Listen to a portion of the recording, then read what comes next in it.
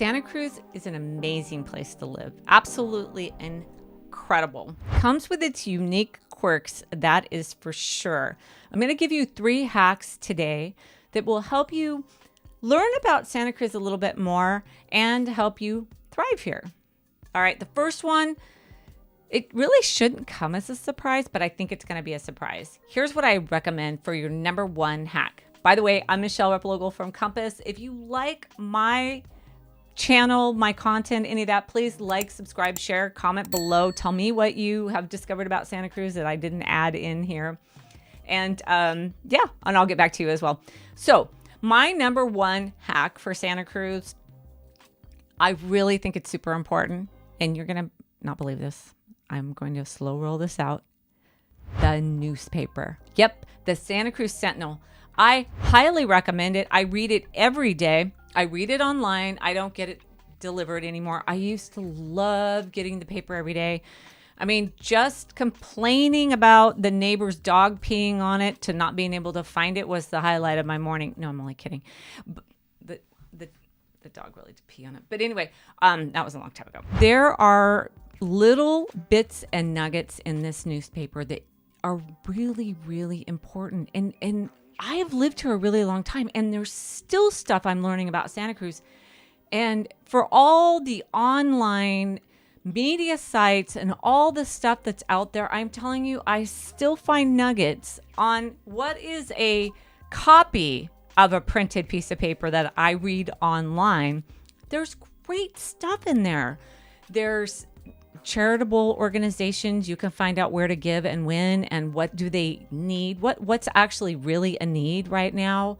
Or the Lions are selling their Christmas trees down at the CPDS hall. I mean, there's just all that little stuff that you can kind of just start to thrive as a local instantly with the help of the paper.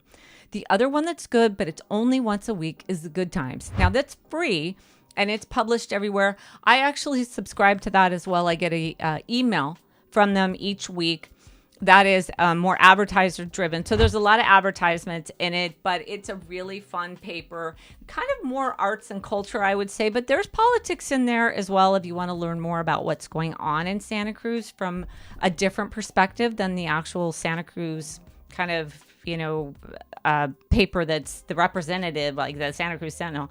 The Good Times actually has another side to things, and I recommend that one as well. I read probably more about events and art and culture in that paper, but I love it, and the astrology. I love the astrology in it too, which I don't read too much, but it's pretty fun when you grab it. So number 1 is the newspaper. Number 2, hang in with me. I don't know if you're going to think this is a hack, but it's a huge hack here in Santa Cruz, is we have Costco.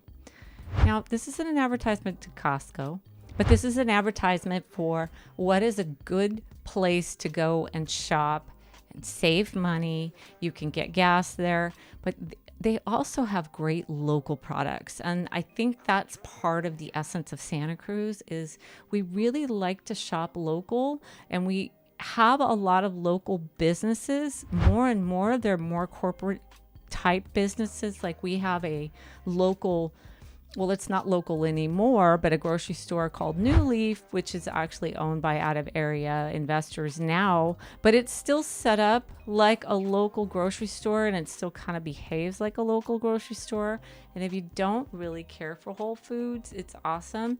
But what's more important about Costco or even New Leaf is they have local fruits and vegetables, locally made items like cookies and bread and deli items are all made here. And that's a big part of Santa Cruz, is we like to buy things that are being made local, employing local people, hopefully taking care of local people in terms of good wages. That's the other reason I would recommend Costco, is it's one of the local area type businesses. It's not really local. Of course, we know it's corporate, but they have good wages, and a lot of the employees have worked there for a really, really long time. And it's just like a local kind of community center. You'll always see somebody that you know there. So it's kind of fun, but also great prices on organic and natural foods And a lot of times those foods are from local groups that are making those foods, or local companies.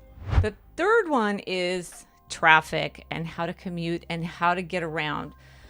There's a couple different ways you can do this. First, I recommend planning everything out. So when you decide that you want to go to the Capitola Mall, but you live on the west side of Santa Cruz, you honestly, you can go at 5:30 in the afternoon, but that's when everybody's getting off work, and that's when the roads are completely impacted.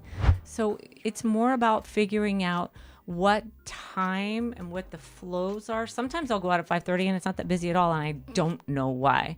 But for the most part, you would plan out your schedule. That's really kind of cracking the commute, really, is just understanding the hours. Like I had a house listed in Watsonville, and the seller said, well, can you come out at like 3:30 or something on a weekday? And I was like, I can, but I won't get there till next Thursday. And she laughed, and we made another plan for me to come out at 1 o'clock the next day, and I was there in 20 minutes.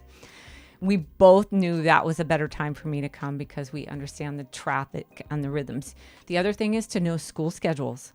Understand the school schedules. So the junior highs, I believe they get out on Wednesdays early, and the grade schools, I think, are Fridays early, and then high schools, I think, might be Thursdays early. So you're thinking, oh, well, they're in school till like 3 or 3:30, but you got to know that one day that they get out early, because on the west side, the schools just lock down the neighborhoods in terms of getting around. It is crowded, and I mean, it really only lasts about 40 minutes, but if you want to get somewhere, it can be really annoying when you realize, oh, I didn't check out what the schedule was, and here I am, I'm sitting in traffic. Really, it's no big deal, but traffic can be annoying.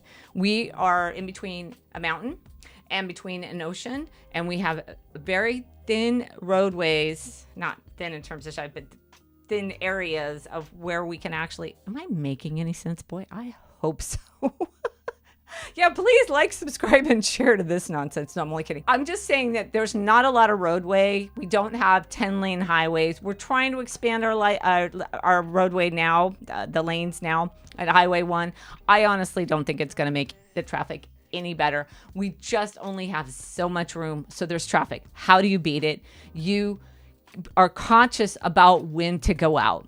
You don't go out at 6 o'clock at night on Highway 1 trying to get to the other end of town. It is completely packed. You know that 8:30 that there's a school nearby. All the kids and parents are going to be coming in, dropping their kids off at school. There's also taking the bus. And I just got 2-3 years ago, I got an electric bike. I ride that everywhere when I can, when the weather permits. I don't like it when it's cold. Definitely don't like it when it rains. But I can avoid a lot of traffic, and I can not worry about parking. And the other thing about riding a bike around town is it doesn't matter what time you go. Like, I had a dentist appointment not long ago, and it was in the afternoon. I was like, oh, I don't want to drive. It's going to be so busy, crowded. And then I rode my bike, and I was there in much less time. So if you have the ability to ride a bike or get an electric bike, that is really a way to totally hack the commute and the traffic in Santa Cruz. So newspapers, surprisingly enough, Costco, timing your commute, understanding the schedules of the schools and work schedules, and understanding kind of how the flow of when people are going places, it'll really help you. Our bus system is good. And there's also a lot of great bike trails where you can get around. I'm able to kind of coyote around my bike sometimes and stay completely out of traffic. So those are my 3 hacks. Please let me know you like them. I'm actually going to send you, or put down below, a subscription link for my newsletter. You'll get some curated information there about Santa Cruz. I talk a little bit about everything in that if you want to get that emailed to you. And then, of course, reach out to me. I'm always available. You can text me, call me, or email me. I'm happy to talk with you. I've been getting a lot of calls lately. Like I said, I'm kind of like Dear Michele now for real estate. But I hope that helps you. I'm going to be doing a lot more local stuff coming up in the next year. So please subscribe and you'll get more of that. Bye.